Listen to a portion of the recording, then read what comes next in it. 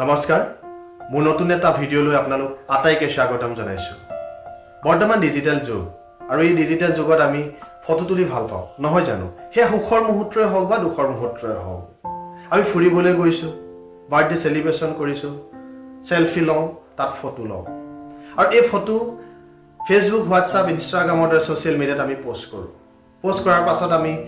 ভাল কমেন্ট আহিলে লাইক আহিলে আমাৰ মনটো ভাল লাগে নহয় জানো কিন্তু আপোনাৰ মোৰ বন্ধুত্বৰ তালিকাত এনে কিছু সংখ্যক বন্ধু আছে হেয়া হয়তো আপুনিও হ'ব পাৰে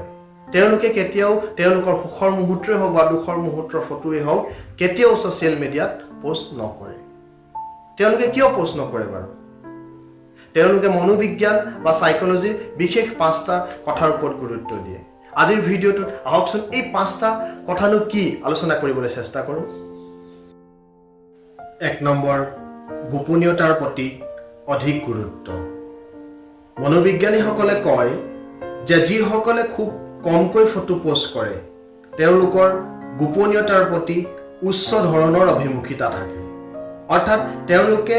আন মানুহে তেওঁলোকৰ বিষয়ে কি দেখে আৰু কি ভাবে তাৰ ওপৰত নিয়ন্ত্ৰণ ৰখাটো গুৰুত্ব দিয়ে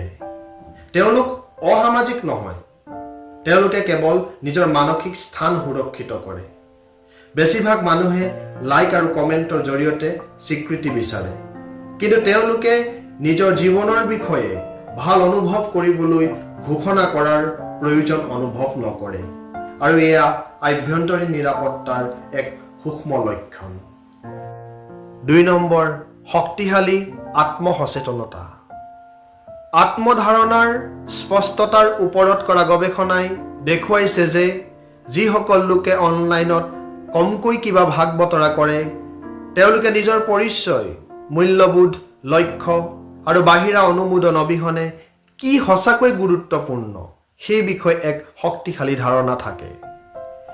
ই তেওঁলোকক ট্ৰেণ্ডৰ পিছে পিছে দৌৰা বা আনৰ লগত নিজকে তুলনা কৰাৰ সম্ভাৱনা কম কৰে তেওঁলোকৰ সুখ আন মানুহে কেনেকৈ প্ৰতিক্ৰিয়া কৰে তাৰ ওপৰত নিৰ্ভৰ নকৰে তেওঁলোকৰ মতে ই ভিতৰৰ পৰা আহে 3 নম্বৰ আবেগিকভাৱে সুৰক্ষিত কমকৈ পোষ্ট কৰাটো প্ৰায় সুৰক্ষিত আত্মসন্মানৰ সৈতে জড়িত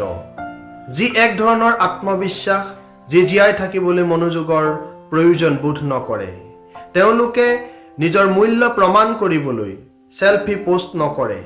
কাৰণ তেওঁলোকে ইতিমধ্যে নিজকে সম্পূৰ্ণ অনুভৱ কৰে মনোবিজ্ঞানীসকলে কয় যে এই ধৰণৰ আবেগিক ভাৰসাম্য থকা লোকসকল কম চিন্তিত কম অনুমোদন বিচৰা আৰু বাস্তৱ জগতৰ লক্ষ্যৰ ওপৰত অধিক মনোনিৱেশ কৰে 4 নম্বৰ গভীৰ চিন্তাবিদ দেখুৱাই ফুৰা নহয় যিসকল লোকে অনলাইনত নীৰৱে থাকে তেওঁলোক প্ৰায়ে অধিক আত্মনিৰীক্ষণশীল হয় তেওঁলোকে কোৱাৰ আগতে চিন্তা কৰে আৰু কেৱল যেতিয়া কিবা সঁচাকৈ গুৰুত্বপূৰ্ণ হয় তেতিয়াহে পোষ্ট কৰে এইটো আভ্যন্তৰীণ মূল্যায়নৰ স্থান নামৰ এক জ্ঞানীয় বৈশিষ্ট্যৰ পৰা আহে যাৰ অৰ্থ হ'ল তেওঁলোকে নিজকে আনৰ দ্বাৰা নহয় নিজৰ মানদণ্ডৰেহে বিচাৰ কৰে তেওঁলোকে উপৰুৱা আদান প্ৰদানতকৈ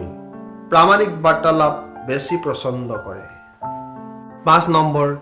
তেওঁলোকে ডিজিটেল বিভ্ৰম বুজি পায়